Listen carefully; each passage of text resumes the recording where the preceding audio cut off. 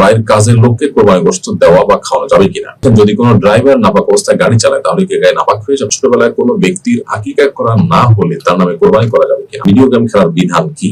নারীরা কি কোরবানির পশু জবাই করতে পারবে? আমার মা বাবা আমাকে মানসিক ভাবে চাপ দেয়, আমি তাদের ছেড়ে চলে যাওয়ার সিদ্ধান্ত নিয়েছি। আমি চলে যাওয়ার পর তারা যদি নিজের কোনো ক্ষতি করেন তাহলে কি আমি দায়ী হব? পিরিয়ডের সময় কি সকাল সন্ধ্যার দোয়া এবং রাতে ঘুমানোর আগে যে দোয়া করা হয় তা করা যাবে? তাই সুন্নত তরিকায় কিভাবে নিজের কোরবানি করতে পারি? কোরবানি করার নিয়ম কি এটা আমরা অনেকে জানি না, এবং না জানার কারণে আমাদের মধ্যে কোরবানি করতে এক ধরনের হেজিটেশন ফিল করি আমরা।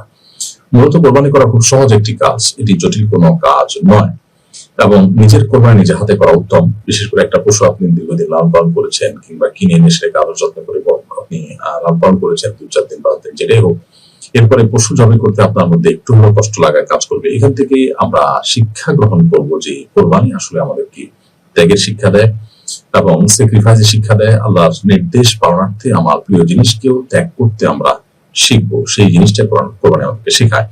তো এই জন্য নিজে হাতে কোরবানি করা উত্তম। নিজে হাতে কোরবানি করার ক্ষেত্রে আমরা যে হেজিটেশনে ভুগি সেটির মূল কারণ হলো যে কিভাবে কোরবানি করলে শুদ্ধ হয় অশুদ্ধ হয়, এ নিয়ে আমাদের এক ধরনের ভয় আছে। এই ভয়টা দূর করে দিতে চাই আমরা। এটা আসলে এমন কোনো বিষয় না যেটা খুব জটিল যে কোরবানি শুদ্ধ অশুদ্ধ হওয়ার মতো ব্যাপার হয়ে দাঁড়াবে। প্রথমত আপনি কোরবানির পশুকে পশ্চিম দিকে আপনি শোয়ালেন, পশ্চিম দিকে কোরবানির পশুকে শোয়ার পর তার গলা আপনি সুরি চালানোর আগে বিসমিল্লাহি আল্লাহু আকবার আল্লাহুম্মা মিনকা ওয়া লাক বলে আপনি সুরি চালনা করবেন। কোন কোন আল্লাহুম্মা ইন্নী ওয়াজ্জাহতু ওয়াজহিয়া লিল্লাযী ফাতারাস সামাওয়াতি ওয়াল আরদা হানিফা ওয়া মা আনা মিনাল মুশরিকিন, এই দোয়া পড়ার কথা বর্ণিত হয়েছে, যদিও সেই হাদিসের সনদ নিয়ে কিছুটা আপত্তিত হাদিস, তাহলে যা না বললে হয় তাহলে বিসমিল্লাহ আল্লাহু আকবার, বিসমিল্লাহ আল্লাহু আকবার বলে আপনি সুরি চালনা করবেন। এবং পশুর যে খাদ্যনালী এবং শ্বাসনালী আছে, মোটা মোটা 2টা নালী, এগুলো যেন কাটা যায়, এবং দুই পাশে 2টা সরু বা চিকন নালী আছে সেগুলো যেন কাটা যায়। তাহলে এই নালীগুলো কাটা গেলে আপনার কোরবানি বিশুদ্ধ হয়ে গেল। সাধারণত কোরবানি পশু শোয়ার পর কোরবানি পশুর যে কান, এটা পশুর গলার দিকে ভেঙে ধরলে যে জায়গায় কানের গোড়াটা থাকে ওই জায়গা নরম জায়গা দেখে, মানে হাড্ডি যেন না পড়ে, নরম জায়গা দেখে হাত দিয়ে ধরে যদি দেখা যায় নরম জায়গা, সেখানে বিসমিল্লাহ আল্লাহু আকবার বলে ছুরি চালনা করা যেতে পারে। এবং ছুরি চালানোর পর দেখাই যাবে যে নালীগুলো কাটা গেছে, একটা একটা করে পরিষ্কার দেখা যাবে। অতএব এই খাদ্য এবং শ্বাসনালী, খাদ্যনালী শ্বাসনালী এগুলো একটু বড় থাকে, আর দুই পাশে 2টা সরু বা চিকন নালী থাকে, সেগুলো কাটা হয়ে গেলে কোরবানি বিশুদ্ধ হয়ে যাবে। বিসমিল্লাহ করে আপনি কোরবানি করে ফেলবেন।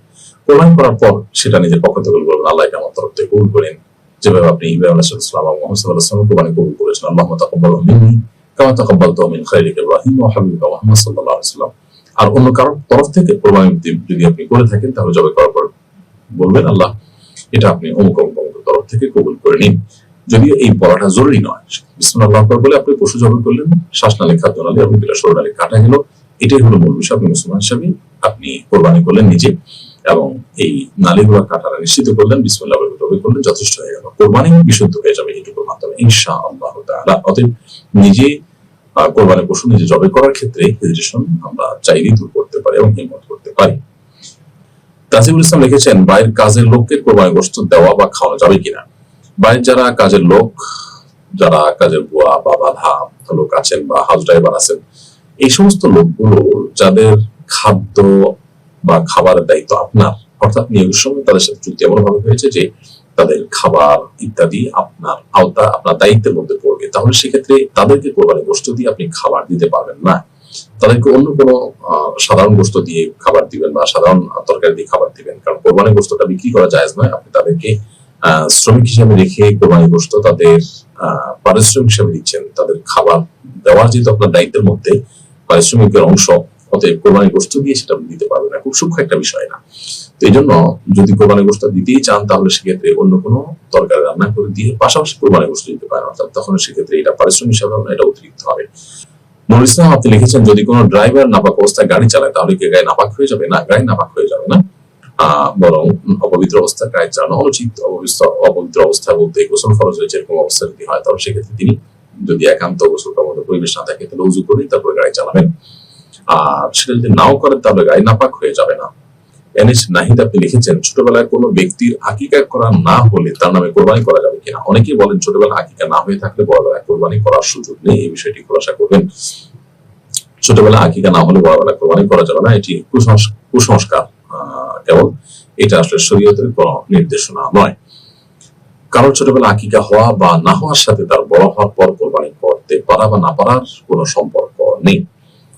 কারণ ছোটবেলা আকিকা হয়নি, তারপর তিনি বড় হওয়ার পর সচ্ছল হন, তারপরে কোরবানি ঠিকই পড়ে। তবে যদিও আকিকা ছোটবেলা না হয়ে থাকলে তার নিজের আকিকা নিজে করার সুযোগ রয়েছে, কারণ নবী সাল্লাল্লাহু আলাইহি ওয়াসাল্লাম কান্নাসি তিনি নিজের পক্ষ থেকে কোরবানি করে আকিকা করেছেন, বিধায় নিজেরা এখানে যে করতে পারেন। কিন্তু সে আকিকা যদি নাও করা হয়, তার সাথে কোরবানি করা না করার কোনো বিষয়টি কিন্তু সম্পৃক্ত নয়। তবে রহমান লিখছেন, ভিডিও গেম খেলার বিধান কি? মুসলমান অর্থক সময় নষ্ট করবে না, অতএব ভিডিও গেমস ইত্যাদি খেলে তার জন্য সময় নষ্ট করা জায়েজ নয়। আল্লাহ তাআলা বলেছেন, যে সমস্ত ইমানদাররা অর্থ কাজ থেকে বিরত থাকে তারাই সফল এবং সার্থক মুমিন হয়ে থাকে। আর তাছাড়া এই সমস্ত ভিডিও গেমস এর মধ্যে মিউজিক থাকে, নানা রকম হারাম বিষয়গুলো থাকে এবং কোনো কোনো ক্ষেত্রে শিরকপূর্ণ বিষয়গুলো থাকে, শয়তানি বিভিন্ন বিষয় এখানে প্রবেশ করে দেওয়া হয়। এই জন্য এগুলো অ্যাভয়েড করা উচিত একজন ইমানদারের। হামিদা কায়সার লিখেছেন, নারীরা কি কোরবানির পশু জবাই করতে পারবে? কোরবানির পশু জবাই করার ক্ষেত্রে নারী এবং পুরুষের কোনো পার্থক্য শরীয়তে কোথাও করা হয়নি, বরং কোরবানির পশু জবের যে নিয়ম আছে সেটা যদি ফলো করে একজন মুসলিম নারী কোরবানির পশু জবাই করেন, তাহলে তার জবাই করা পশুও খাওয়া হালাল হবে এবং তার কোরবানি বিশুদ্ধ হবে। তবে সাধারণত এবং সচরাচর এটি পুরুষরা করে থাকেন। একে তো পরিশ্রম সাধ্য কাজ, কষ্টসাধ্য কাজ, এবং বিশেষ করে গরু বা ছাগল কয়েকজন মিলে ধরতে হয়, গরু বিশেষ করে কয়েকজন মিলে ধরতে হয়। সেখানে আসলে পুরুষরা ধরাধরি করে শক্তি দিয়ে ধরতে হয় এবং তারাই জবাই করার ব্যাপারটি চলে আসে। সেজন্য যদি কারোর এমন কোনো পরিস্থিতি তৈরি হয় যে পশু জবাই করার মতো কোনো পুরুষ মানুষ নেই, তাহলে একজন নারী জবাই করলেও সেটা বিশুদ্ধ হয়ে যাবে। ধরুন একটা মুরগি, হাঁস, সাধারণ সময় যেগুলো জবাই হয়ে থাকে কোরবানির বাইরে, সেগুলোতে একজন নারী করতেই পারেন। ঠিক একইভাবে কোরবানিতে যদি কেউ কোনো ছাগল কোনো নারী জবাই করলেন, এমনকি কোনো গরু কোনো নারী জবাই করলেন, যদি জবাই করতে পারেন বিশুদ্ধভাবে এবং ধরাধরি কাজগুলোও অন্য মহিলারা করলেন বা এমন কেউ করলেন যারা আসলে তার গায়ে মাহরাম নন, তাহলে সেক্ষেত্রে সেই পশু খাওয়া হালাল হবে এবং জবাই বিশুদ্ধ হবে, কোরবানি বিশুদ্ধ হবে। খোলাসা কথা হলো, নারী এবং পুরুষকে পশু জবের ক্ষেত্রে পার্থক্য করেন ইসলামী শরীয়ত।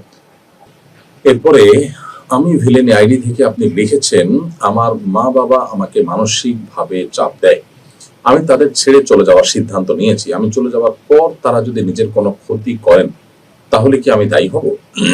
দেখুন, বাবা মা আপনাকে যে মানসিক চাপ দিয়ে দেন, সে মানসিক চাপটা কিভাবে দেন এবং তার ধরন কি, তার প্রকৃতি কি, এটা জানা দরকার। আমার মনে হয় যে আপনার যে সমস্যাটা আপনার পারিবারিক, সেই সমস্যাটা কোন একজন দক্ষ, বিচক্ষণ এবং শরিয়া স্পেশালিস্ট ব্যক্তি, আলেম দ্বীনের কাছে আপনি বলা দরকার এবং তার সাথে আলোচনা করে এটাকে সমাধানে আনা দরকার। আপনার করণীয় আমি এখানে সংক্ষিপ্ত আপনার প্রশ্নের উত্তরে বলে দিতে পারবো না, কারণ তারা কিভাবে মানসিক চাপ দিচ্ছেন, যেটাকে আপনি মানসিক চাপ বলছেন, সেটা আদৌ মানসিক চাপ কিনা, পরিস্থিতিটা আসলে কোন পর্যায়ে, বিস্তারিত জানলে আপনাকে পরামর্শ দিতে সুবিধা হবে। তবে আপনাকে আমরা এইটুকু মৌলিকভাবে বলে রাখি যে বাবা মাকে ছেড়ে চলে যাওয়া এবং তাদের সাথে সম্পর্ক চিরতরে ছিন্ন করার কোনো সুযোগ একজন মুসলমান নেই। একটা হলো সাময়িকভাবে ছেড়ে চলে যাওয়া, সেটা আপনি যাবেন কিনা সেটা পরিস্থিতি দেখে পর্যালোচনা করে বলা যাবে। আর চূড়ান্তভাবে বিচ্ছিন্ন করার বিষয় যদি বলেন, তাহলে সেটা কিন্তু কোনো অবস্থাতে জায়েজ নয়। প্রয়োজনে আপনি যদি তাদের কাছে থাকলে অসুবিধা হয়, তাহলে সেক্ষেত্রে দূরে থাকার সিদ্ধান্ত নিতে পারেন। তবে সেটাও আমি যেটা বললাম, যে কোনো আলেমের সাথে কাউন্সিলিং করে বা কোনো আলেমের সাথে পরামর্শ করে তারপর আপনি করবেন ইনশাআল্লাহ তাআলা। এমনি তুহিন পণ্ডিত আপনি লিখেছেন, আমি একটা মাছের আড়তে হিসাব রক্ষক হিসাবে কাজ করেছি। আমরা বিভিন্ন পার্টির মাছ বিক্রি করতাম।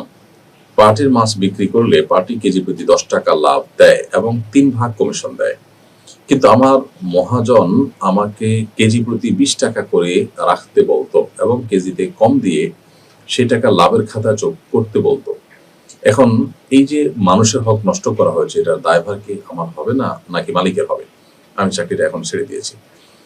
সন্দেহাতীত ভাবে এটার মূল দায়ভার আপনার মালিকের হবে, যে তিনি অন্যায় কাজ সরাসরি করেছেন, এর প্রত্যক্ষ মদত নির্দেশদাতা তিনি এবং এটার সুবিধাভোগীও তিনি মূলত। কিন্তু আপনি যেহেতু তার এই অন্যায় কাজে সহযোগিতা করেছেন, এই জন্য মদতদাতা হিসাবে, সহযোগী হিসাবে আপনি কিন্তু আল্লাহর কাছে দায়ী থাকবেন। সেজন্য আল্লাহর কাছে আপনার তওবা এবং ইস্তেগফার করা উচিত এবং মাপ চাওয়া উচিত যথাযথভাবে, এবং ভবিষ্যতে এরকম অন্যায় কাজ না করার সংকল্প থাকা দরকার। আল্লাহ তাআলা আপনাকে আমাদের সবাইকে হেফাজত করুন। শামিরা ইসলাম রেফা আপনি লিখেছেন, পিরিয়ডের সময় কি সকাল সন্ধ্যার দোয়া এবং রাতে ঘুমানোর আগে যে দোয়া করা হয় তা করা যাবে? মাসিক চলাকালীন সময় সকাল সন্ধ্যার দোয়া আপনি করতে পারেন, রাত্রে ঘুমানোর আগের দোয়াগুলো করতে পারেন।